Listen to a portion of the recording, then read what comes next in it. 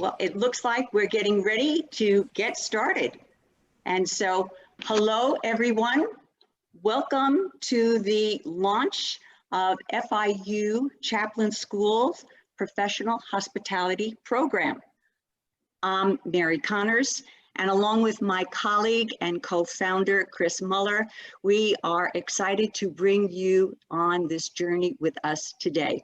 So we will double team us and trying to share with you some good information about our program and introduce you to a great panel. So to begin with, we'll share with you our comments from our deans. Our three deans are with us today. We'll share some highlights on the professional hospitality program. We have a fantastic panel to share with you. And at the end, we'll respond to some of the questions that you have for us. So the chat box is open. We will invite questions for our panelists or anything about the program as we go forward. So I'm going to jump in and get us started right away and introduce to you our three deans from the Chaplin School of Hospitality. We have Dean Michael Chang, Vice Dean Diane Newman, and Associate Dean Rocco Angelo. So, Dean Chang, how about jumping in and getting us started with the launch of the Professional Hospitality Program at Chaplin School? Over to you, Dean Chang. Thank you, Mary. And again, I want to thank you, Mary and Chris, for organizing this kickoff to our new partnership, this Professional Hospitality Development Program. We are very excited. It's my pleasure to be here with you all today, representing the Chaplin School of Hospitality and Tourism Management at Florida International University. For those of you who didn't know, FIU is the third largest university in the country and ranked in the top 100 best public universities in US News and World Report. But more importantly, FIU is the largest majority minority university in the country, and our hospitality program graduates the most Hispanic and Black students in the country. Our online bachelor's in hospitality management has been ranked #1 in the country for the last 5 years. And we're very proud to have the country's only spirits management program developed in cooperation with Bacardi USA. We are ranked among the top 50 hospitality schools in the world and #1 in Southeast United States. We also have a campus in China where we've been for the last 16 years, and our program there, the Marriott Tianjin China program, is consistently ranked in the top 3 in China. As the anchor institution in the community, FIU is here for our community, and the Chaplin School of Hospitality and Tourism Management has educated and continues to educate students and future hospitality industry leaders all over the world since 1972. The university has over 225,000 alumni worldwide, and we have over 17,000 alumni all across the world. And as the Dean, I'm very pleased to welcome the addition of this new partnership, the Professional Hospitality Development Program, which you will hear a lot more from Mary and Chris shortly. This program aligns with our vision of transforming hospitality and tourism management, one learner at a time for a lifetime. And furthermore, because we are Florida International University, we're all over the world and our reach is global. And this program will bring together our international participants as well as our global faculty. Now I'd like to hand it back to Mary. Thank you. Hey, thank you, Dean Chang. We appreciate your comments and your incredible support. And now over to Vice Dean Diane Newman. Diane, you're on. Thank you, Mary, and thank you, Chris. This is a very exciting moment to launch this exciting program, the Professional Hospitality Program. So what's so exciting? You know, why am I so excited? This partnership with the Chaplin School will support hospitality professionals to reimagine, reset, or renew their future in hospitality. I am particularly excited about any focus on diversity, inclusion, supportive of women growing, and this is a really wonderful place to support that type of programming. So when you think about who are we targeting, we're looking at professionals who want to add or update their knowledge and skills, Post-pandemic, the world is changing. This was always an evolving industry, but we need up-to-the-minute knowledge and skills. Or professionals who want to move into this industry, who want to switch into it, or companies who might want to design or develop or deliver specific opportunities for their organizations. We are here, and I am so proud to say that we are here to offer that support. I also think in my new Zoom life that there is an amazing opportunity for networking opportunities. Sometimes we think that we only have to be in person over a cup of coffee or a beer to have that networking, but I'm finding that people are able to do that even as in a virtual arena, that you can meet people. Like I looked through the participant list and sent a little hello to some people I recognize. Do that. This is a wonderful opportunity to connect with each other. So thank you. Thank you for all being here. Vice Dean Newman, thank you so much.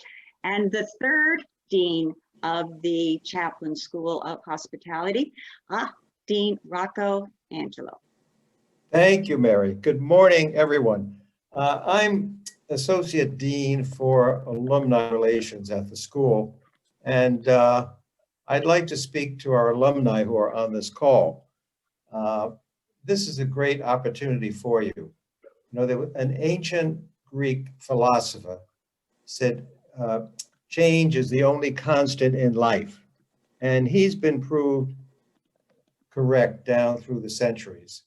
The difference is today, change is super rapid. It is moving almost the speed of light. And that's compounded by having this pandemic. And life has been disrupted, it's been changed considerably. We're seeing every technology, which has been important for many years, has taken even on new importance.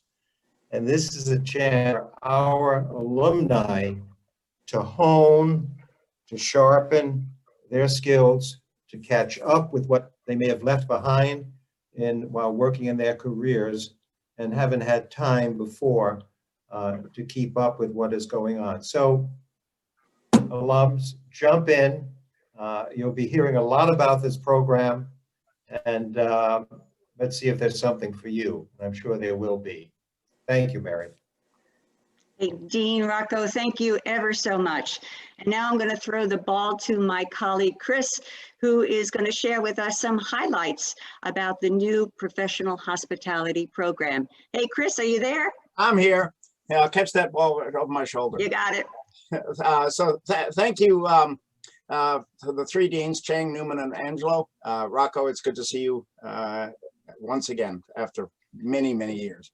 So thank you, sir. Here's a bit more detail. What we're going to be doing here is through comprehensive professional and adult learning, we think these programs can advance and transform lives. This is a really challenging time for all of us in the industry, but this is also a great time to get new skills. From short workshop courses and classes to in-depth seminars, complete multi-section comprehensive certification programs, the Chaplain School is going to build this professional hospitality program and has a broad set of options for you or your staff. What we think is really going to happen is whether your needs are for a short refresher course, an hour or 90 minutes just to get back some skills, a path to a new career if you're looking to make an adjustment, or a chance to gain new skills just to hone the skills you already have. We think you can fulfill and meet your goals through this new program all through the next few years. We're focused on a functional aspect. We believe that the industry has specialized skills. This functional strategy that we're talking about is basically a segmentation strategy that will be for both broad and niche markets, from restaurants, hotels, the cruise industry, transportation and travel hubs, and all the tourism areas. We think that gaming, all of these programs have an opportunity to participate in a very unique way of sharing knowledge and gaining wisdom. Our functional areas include, of course, the traditional things of food and beverage management, but we're also going to add revenue management, multi-unit restaurant organizations, hospitality concept creation, women in hospitality, hospitality branding and marketing, executive coaching, even convention planning.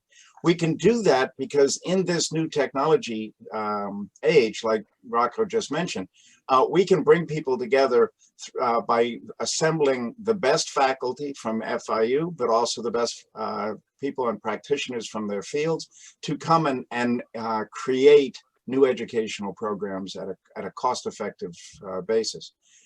We can also help you establish custom programs. They can be developed for full-service lodging companies, quick-service restaurant companies, regional convention centers, cruise lines, suppliers, wholesalers.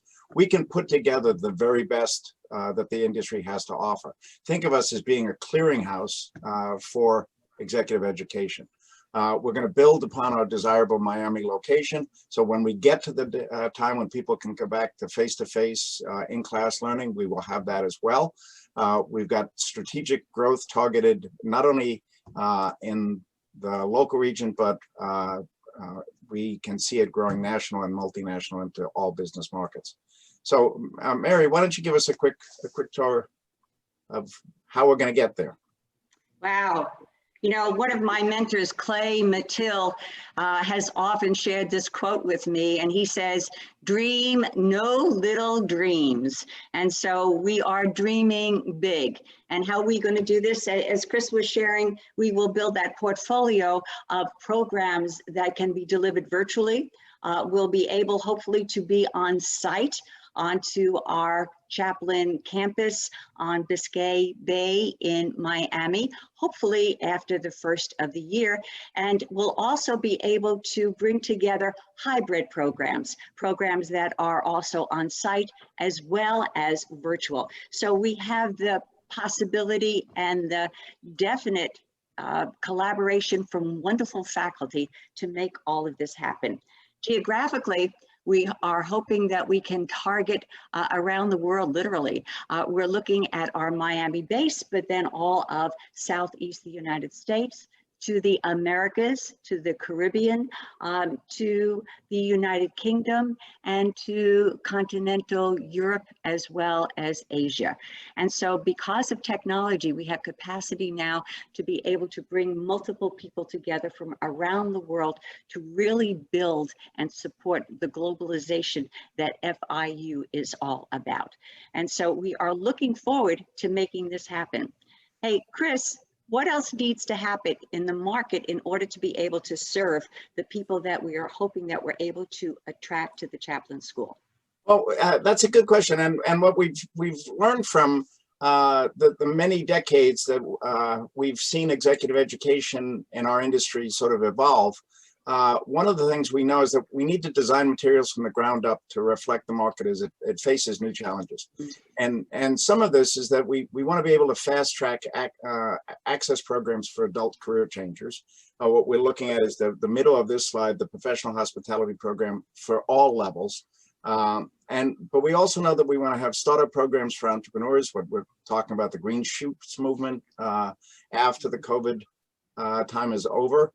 We're also looking at competency courses and such things as financial literacy, marketing, human resources. None of us are so good at what we do that we can't go back to school. Our participants may be mid-level managers seeking advancement through certification programs. We're looking at other folks seeking their own program for enrollment in customized program partnerships in small, mid-sized, large organizations. Additionally, our faculty can bring in advanced experience in an accelerated version for C-suite, senior leadership, and pathfinders, even for boards and directors. What we're trying to assemble is a broad portfolio of opportunity so that everyone in the industry will be able to find something that will help them accelerate their careers. That we think that's the future, and especially in higher education, that adult education is a tremendous opportunity for change to help people get to a better place. So I think that we've got some great ideas. We already have lined up some courses. We'll be announcing programs in a later date, more specific, but the old watch this space. We're putting together, I think, a great portfolio of leaders to help us accumulate and accomplish these goals.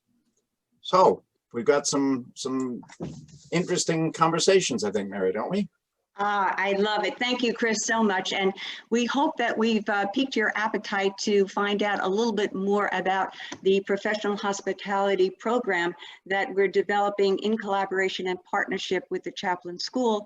And we will invite you to share your thoughts, your ideas, and most importantly, your needs.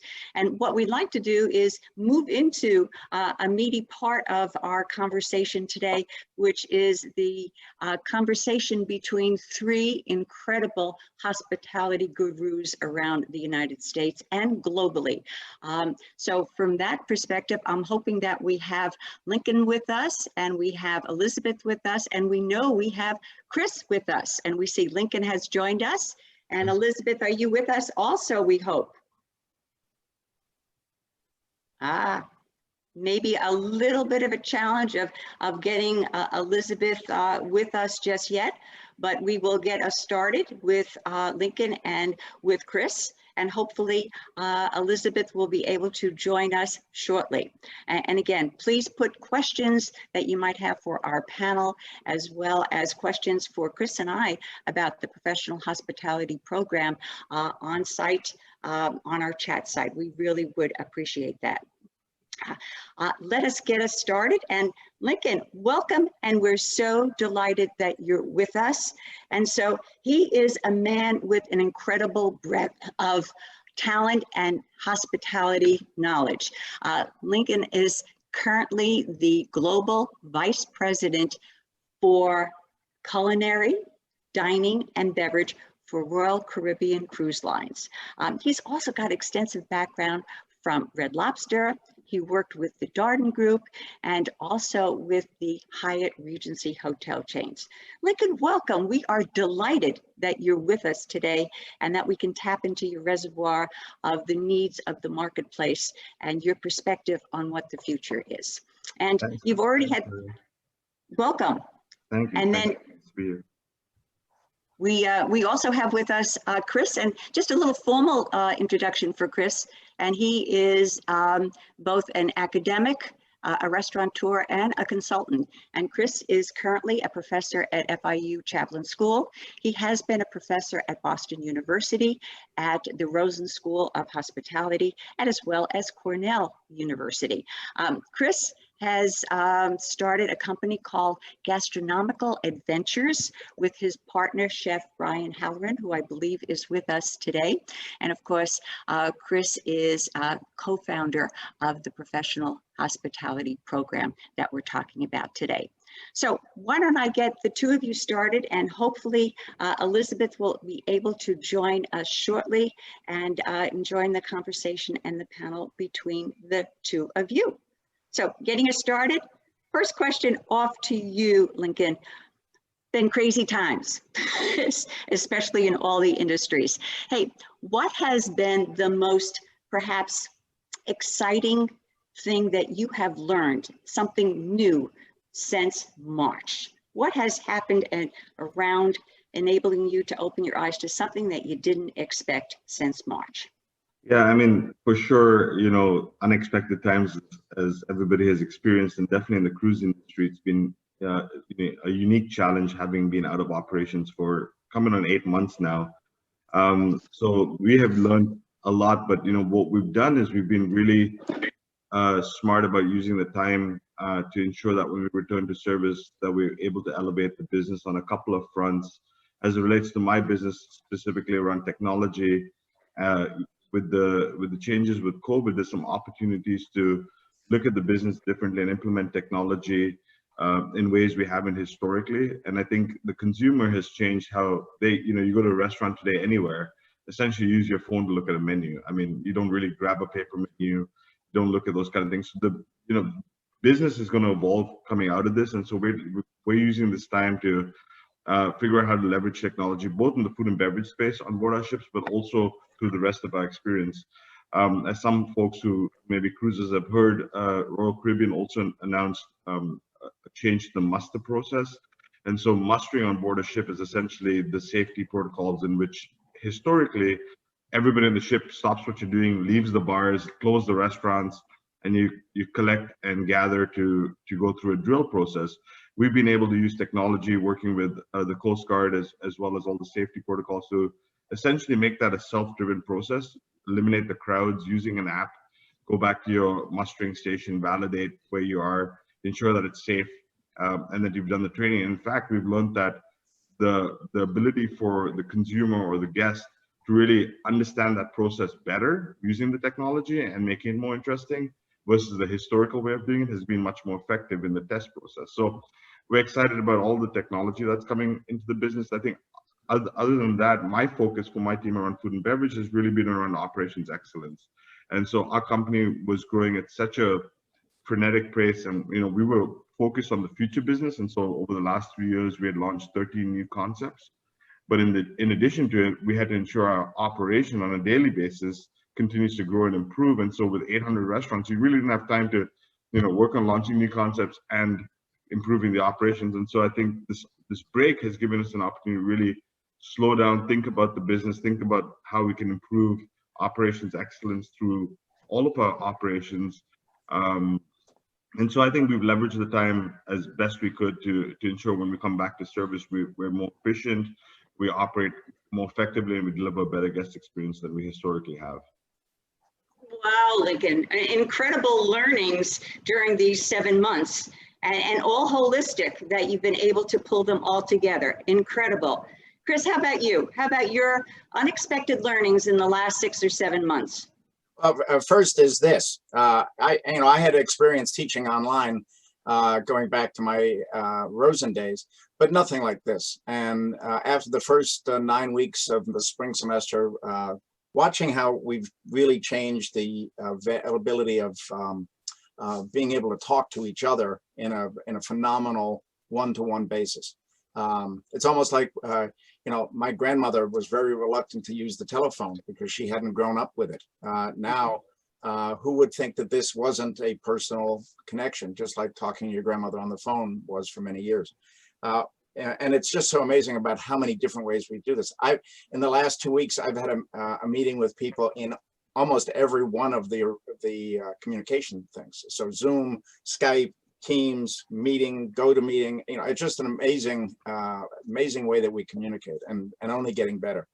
I think that from the business standpoint, I've really been struck by the fact that just before the COVID time hit, I had discussed the idea that restaurants were sort of splitting, not so much in the traditional hierarchical way of going from quick service to fine dining, with multiple segments along the way, but that we've sort of turned it horizontal, and we're either in the convenience or the experience business. And what I mean by that is, does the food come to us as the convenience piece, delivery and takeout, or do we go to the food, which was when we go to the restaurant? And clearly, we've been missing the experience piece that we used to love, and why the restaurant industry is so beloved.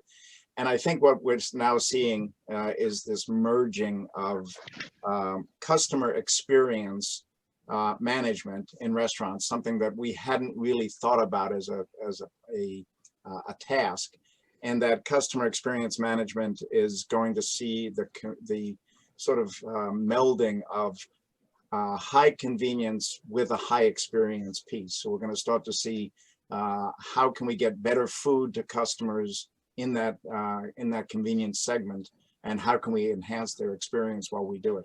So I think this is a really exciting time. I had mentioned that probably not since the 1950s, when QSR came in and really shook up the business models, have we seen such a tectonic shift in how the market is looking at restaurants. So I think that's that to me has been really an eye-opening piece, and I think the last seven months has started to show us that once we get through this, the restaurant industry is going to look very different on the other side.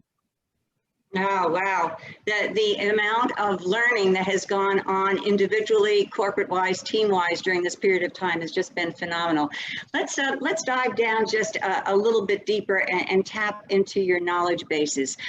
We're all talking about what that change is going to look like in the future for us, whatever that is. So I'm going to ask you to pull out your crystal balls. Change is the creation of the new or the rearranging of the old in a new way. And so we've seen lots of incremental changes. No, I'm sorry, we've seen lots of cosmetic changes first and then incremental. We've seen the mask wearing, we've seen the separation of tables, we've seen the incredible hygiene that is going on in restaurants, on cruise ships, in every recreational area and in every hotel. So we're seeing a lot of cosmetic changes. Lincoln, you already talked about some of the incremental technology changes that we have going there. We've got a tremendous amount of technology that is now being applied throughout all of the industries related to hospitality. The third is the big unknown though, and that's the strategic thinking and changing. You know, what's going to happen? What can we anticipate? And I know that's why people tuned in to hear you guys talk. What can we anticipate down the road?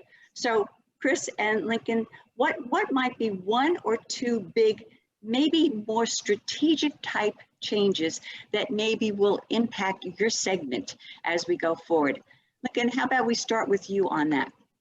Sure. You know, I think the two big parts of our business, obviously in the restaurant business, is food and labor. And I think as technology has evolved, as people have got used to the convenience dining, as you've seen ghost kitchens start to make more of a presence, I think that for land-based restaurants, that's going to have a pretty significant effect.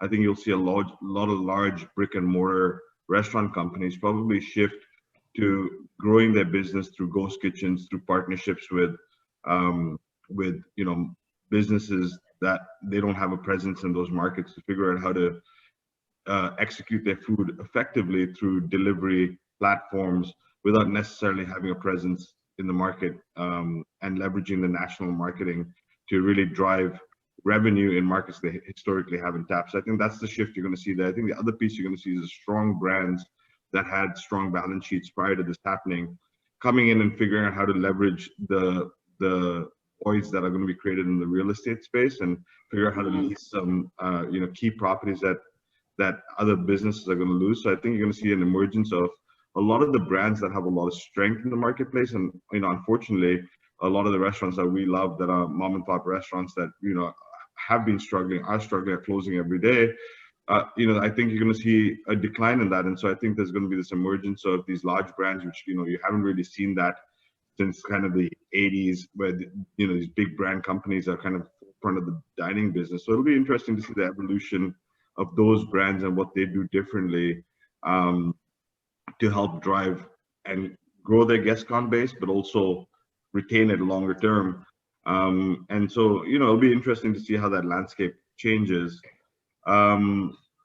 I think, you know, change as it relates to our business is constant, right? And I think if you're not changing, you're going to die. And so I think this is an opportunity for everybody to look at the crisis and say, hey, how do I find an opportunity to do my business better for the guests and more intelligently to drive profitable returns? And so I think those who are going to be successful are really thinking about that and have been looking for those opportunities to make those changes. Yeah. Hey, Chris, tag team with Lincoln on that. What's your thoughts? Well, actually, I agree with him on this, the entire idea of labor versus capital and how we're going to switch or see differences there. I think we're going to see a lot more robotics. We're going to see a change in the nature of the production side, especially the non-customer facing. I think, as Mary, you said, innovation is not creation. Where innovation is building on ideas that other people have had. I think the one big thing some of us on this this call are old enough to remember a time when you could actually walk onto an airplane with a ticket in your hand and show it to the gate agent without any security. After 9/11, things changed dramatically, and we put up with a whole different set of protocols that are now expected of us. I think just as in travel we changed, I think we're going to see a change in the way that we approach dining and restaurants. We're going to get used to things that we're now, this transition is very, very hard. But I think on the other side, we'll take for granted some of the protocols for public safety and personal safety that are happening now. I don't have an answer for that, but I think that will become part of our vocabulary. I do think a little bit differently than Lincoln did. I actually think we're going to see an explosion of mom and pops. I think this is going to be, I'm suggesting it's almost like the late 1970s, when everybody I knew wanted to open their own restaurant 40 years ago. Every waiter and every cook said they were going to they could do it better.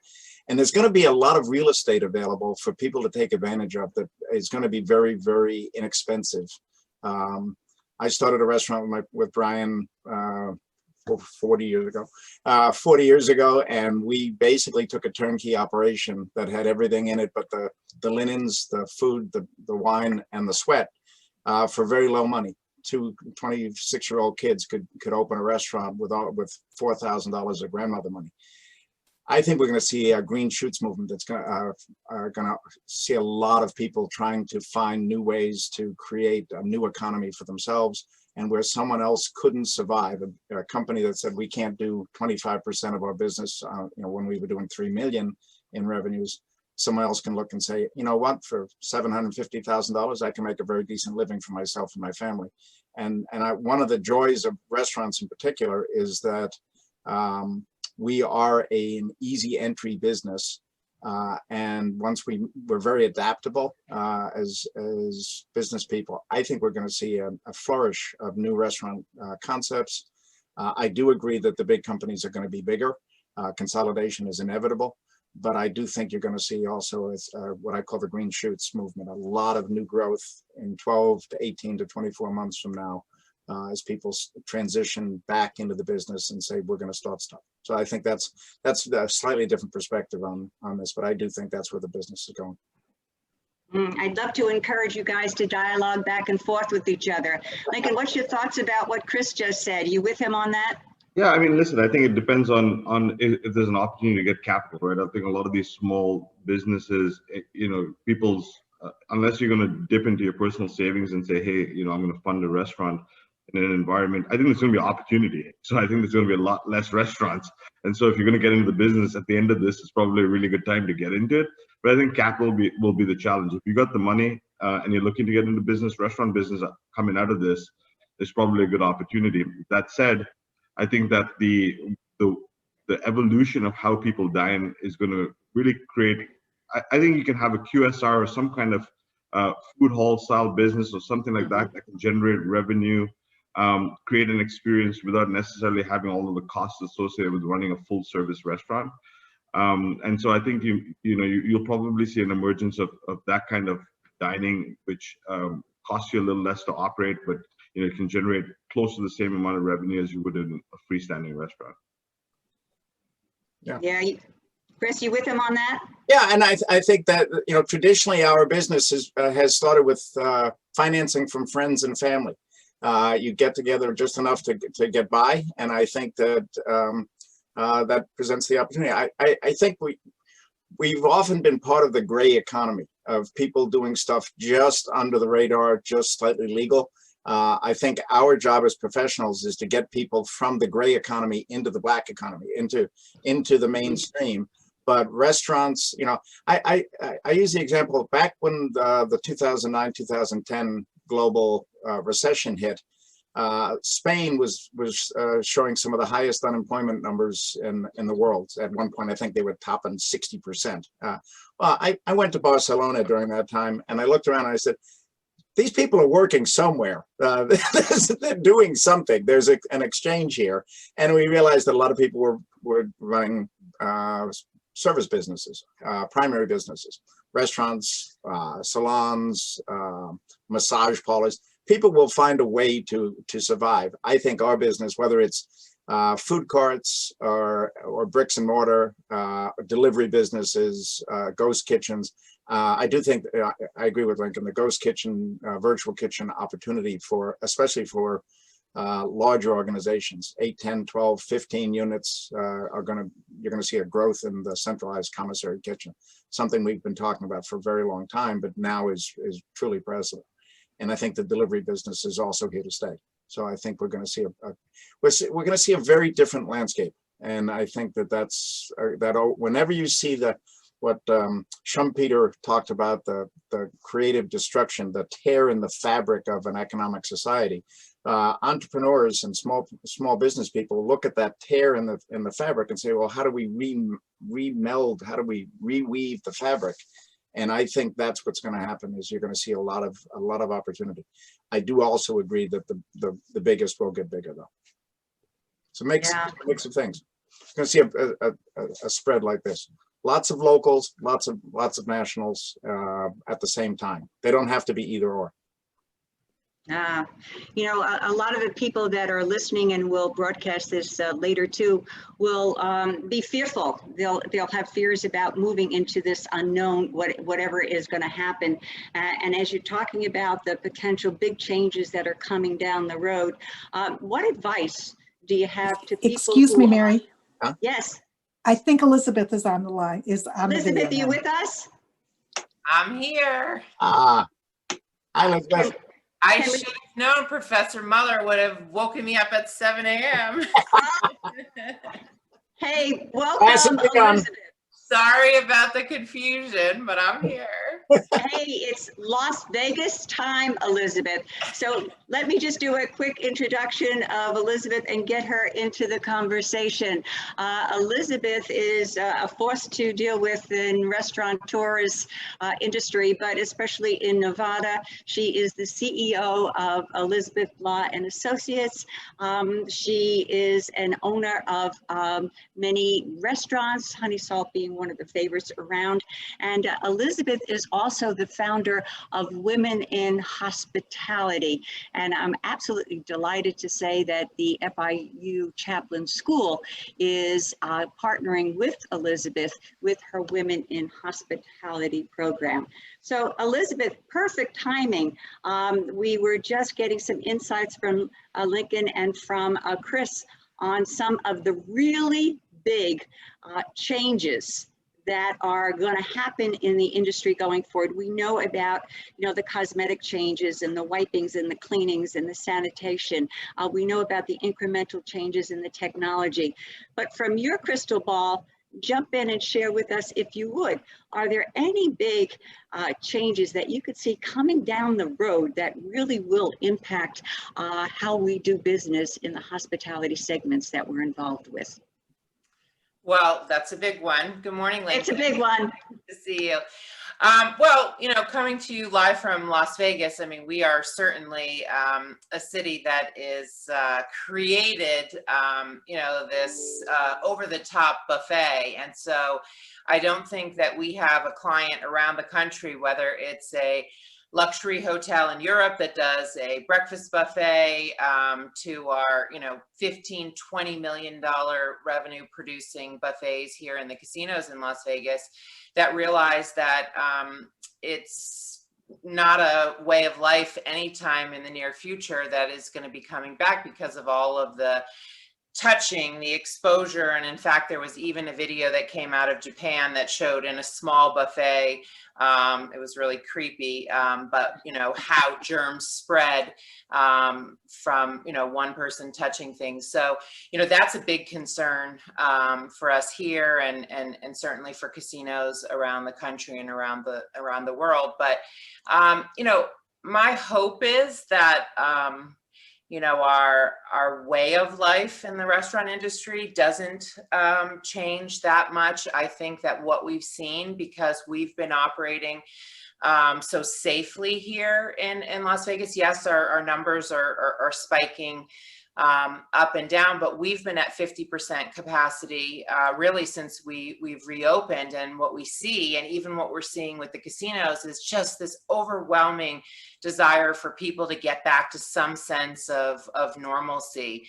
And for us, normalcy at 50%, we seem full, but people don't realize that 50% drop in revenue is all our profitability. It's not 50% of profitability, it's 100% of profitability when we have our diminished capacity and we have all of our costs. I mean, what am I going to tell my chef? I think you're going to have 50% of your salary, or my general manager. So none of that works. And then, of course, the landlords around the country, some are cooperating, but all I know is that ours feel that, they should be being paid at 100%. Insurance companies don't want to honor our business interruption insurance. And so we're faced by obstacle. And, I just keep getting these heart-wrenching, emails about, people wanting help because they just can't make ends meet. And don't get me started on politics, but we need to, move to a nonpartisan realization that we need stimulus now, not after the election, not after somebody, in January gets inaugurated. We need stimulus now.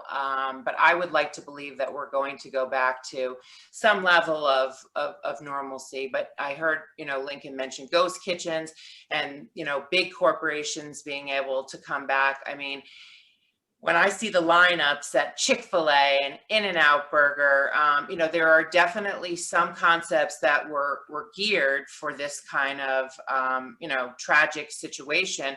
You speak to a box, you pull up to a window, somebody hands you a bag of food. And so there definitely are companies that have thrived during this crisis. So fingers crossed for all the rest of us. Mhm.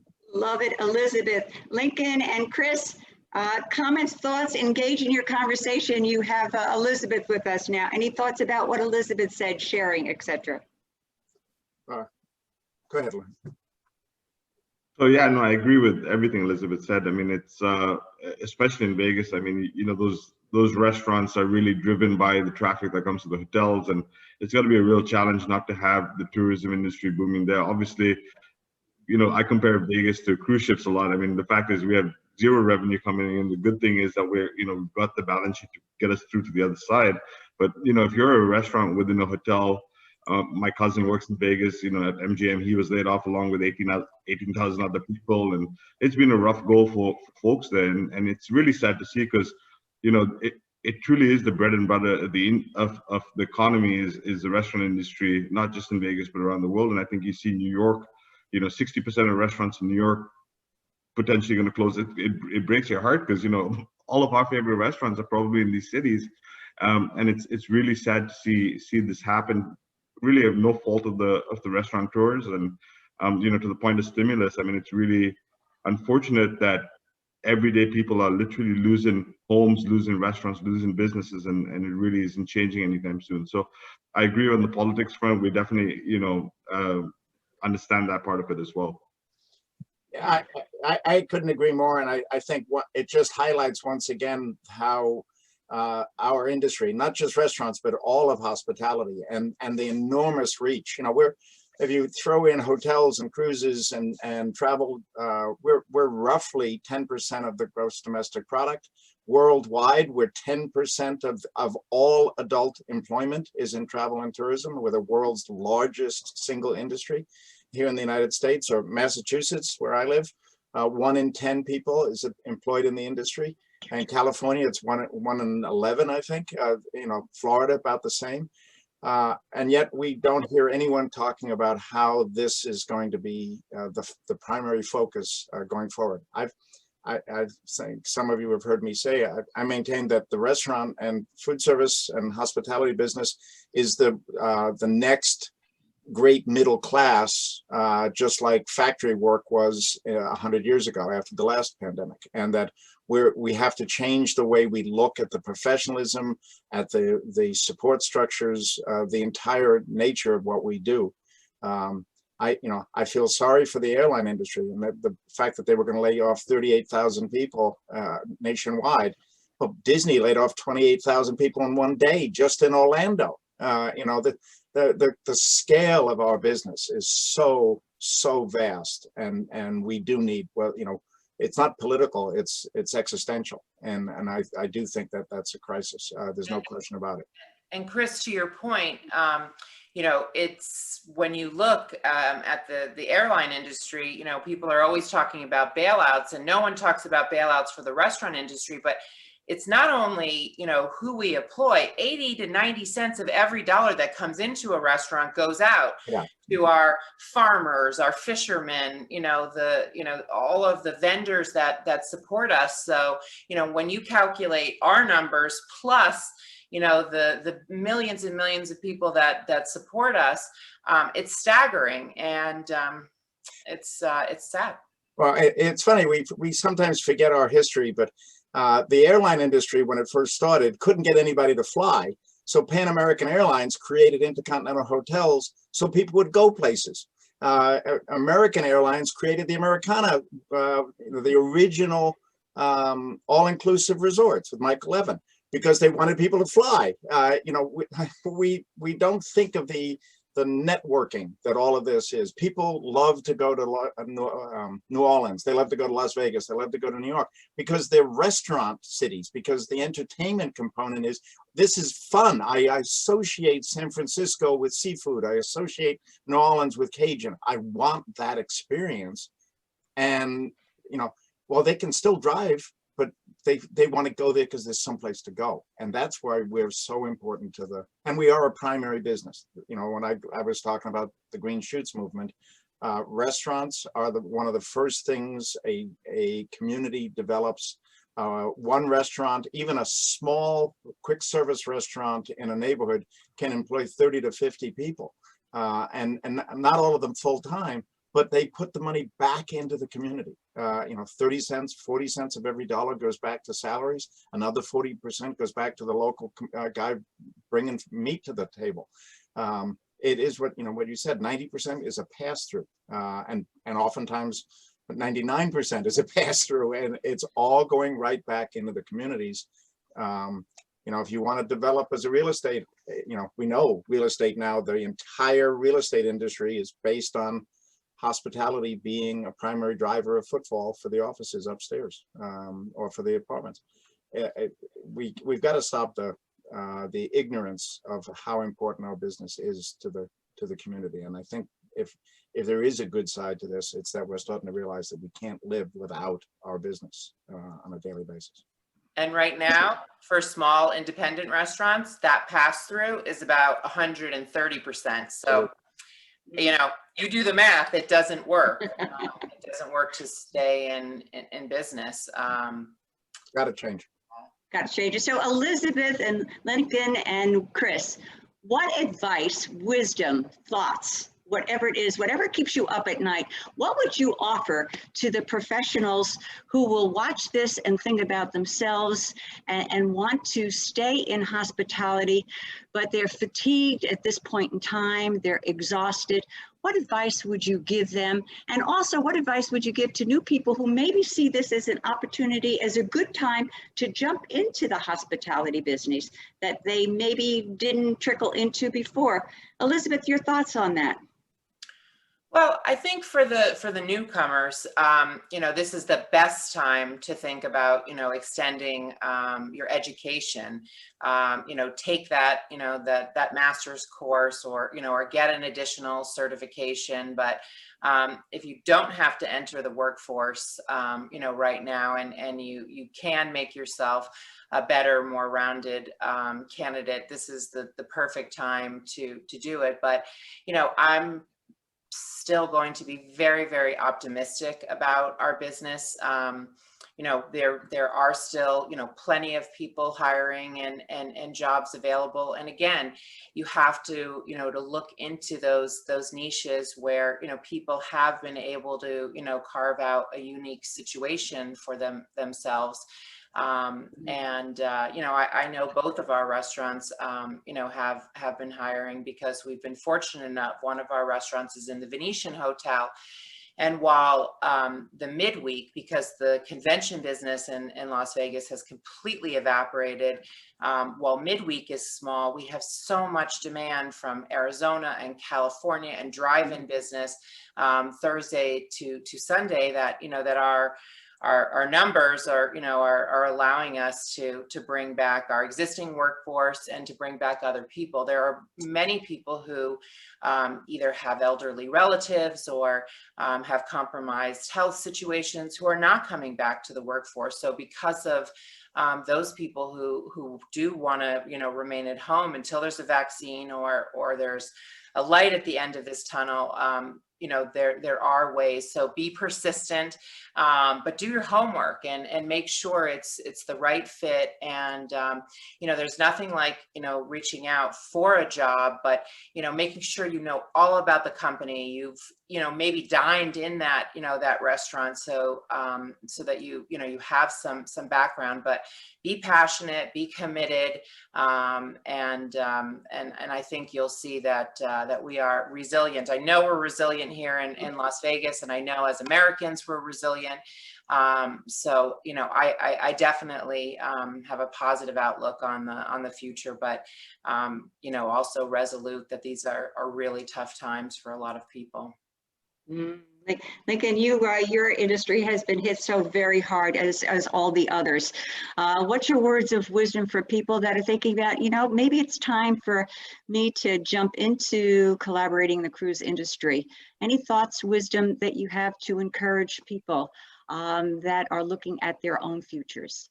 Yeah, I think in the short term, the really great thing about the hospitality industry is that our skills are very transferable, right? And I think in the short term, to Elizabeth's point, there are opportunities, but they're not obviously as much as they normally are. And so I think in the short term, there's opportunities to use those skills that you've developed in this industry to ensure that you can keep your head above water.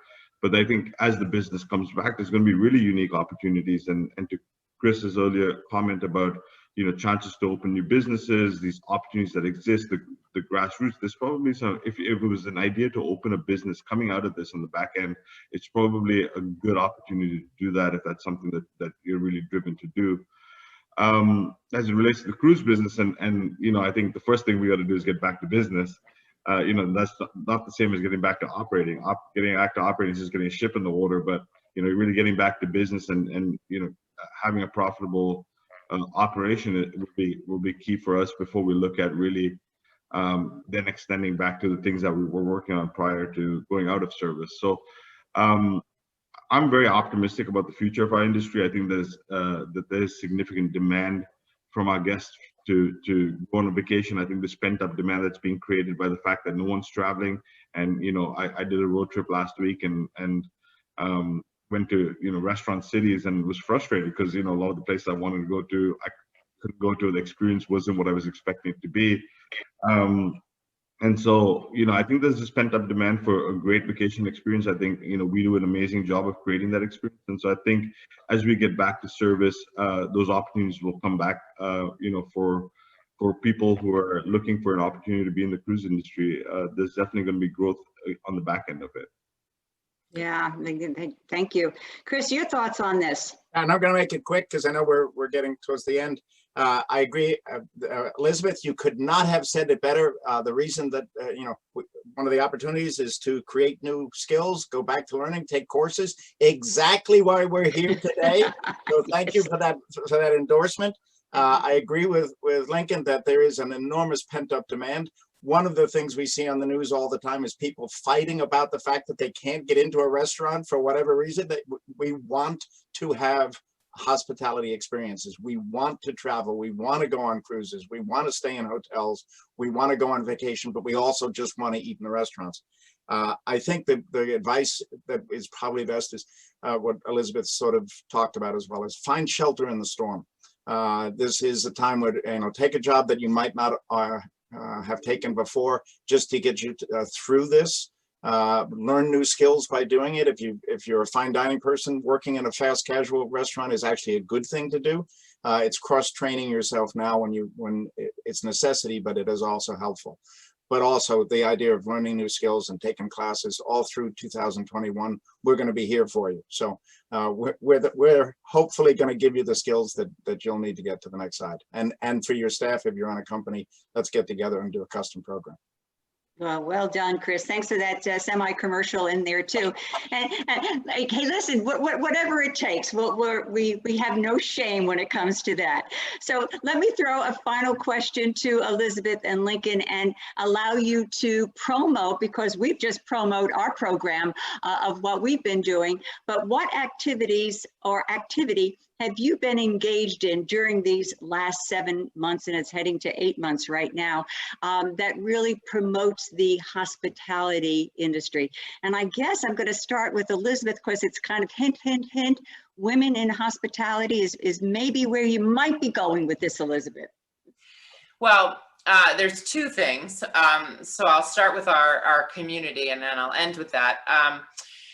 You know, I think the extraordinary thing that that maybe people don't always realize is how extraordinarily philanthropic restaurateurs are. I mean, whether it's the Cub Scouts or the Girl Scouts or the PTA, or really any charity, we are always the first in the community to give. And so even how difficult things were for us, we knew in Las Vegas when the Clark County school system shut down that there were going to be a lot of people in our community in need. And so we started with 4 other restaurants, an organization called Delivering with Dignity. And because of the pandemic, you know, the ordinary places of community centers and senior centers to collect food was impossible. And so this organization is able to deliver food right to the doorstep. So I'm proud to say that we are almost going to hit our 200,000 meal mark that were delivered, you know, to those most vulnerable in the community in Las Vegas. And that's just what we do as restaurateurs, no matter how tough it is for us. And the crazy thing is in the February, we had so much momentum. We had a launch for the Women's Hospitality Initiative that we started here in Las Vegas. And, you know, really, we were so inspired by Joanna James' film, A Fine Line, which talks about gender inequity in our industry. And that less than, that over 50% of people attending hotel and culinary schools now are women, but less than 7% will ever make it to either executive chef or restaurant owner. And that number was just mind-boggling. So we had tremendous momentum, and then of course the whole world shut down, but I am so proud to say that we were able to launch our pilot program, which is with the Culinary Institute of America and UNLV here in Las Vegas. The course is called From the Classroom to the Boardroom, Leadership for Women in Hospitality. And I am so honored that this course will be launched this spring with FIU. And from the dean to all of the senior leadership, you know, just embrace this idea. And I think, you know, for the women at FIU, for the women in our industry, it's going to be a tremendous. We actually have 2 gentlemen in the class, and they are and they're real, you know, great additions. So it's open to anybody, but you know, really so proud that it starts with education. If we have this gender gap, we have to make sure that the women entering the workforce have the educational tools that they need. So keeping busy despite all this mayhem. So thank you for letting me give a plug to what we're doing, and excited to be doing it with you all in the spring. Wow, thank you, Elizabeth. And how about you, Lincoln? Is there some activity that you've been working with that you'd like to plug, because we want to give equal time all the way around? So first, Elizabeth, congratulations. That sounds really amazing, and I'd love to hear more about that. You know, from my perspective, I've really been doing some of this, but not just with FIU, with other schools around the country, trying to engage both here and in Canada with schools to try and see how I can support, you know, students who are coming out of this and at probably the end of when this whole crisis happens, and they're going to be looking for opportunities. So trying to provide as much mentorship and counseling and engagement with students to try and help them understand what their future can look like in this industry. I think the second thing that I've been personally involved in and trying to really wrap my head around and think about how we can approach differently post this food waste. And so I've been very engaged in around specific to our business, but also more broadly about thinking about food waste, how it can make a difference, because the impact of that, both on a global environmental scale, but also to a business level, is pretty critical. And so I'm really putting a lot of time and effort in using the time I have right now to really think about how we can do things differently, both within our business, but then also outside of our business. Something I'm just always been passionate about, and I think it's an opportunity to really leverage this time to be able to do some things differently to return to business. And Linken, thank you for all the support that you've given to the FIU Chaplain School of Hospitality. We know that you've been engaged in so many aspects, and we're going to continue to try to keep you engaged along the way. I'm going to ask you, Chris, if you would put on not so much your panel hat anymore, but your co-founder hat for the Professional Hospitality Program, and ask Dean Chang to join us so that we can do a very big thank you to LinkedIn for joining us, and for Elizabeth for joining us.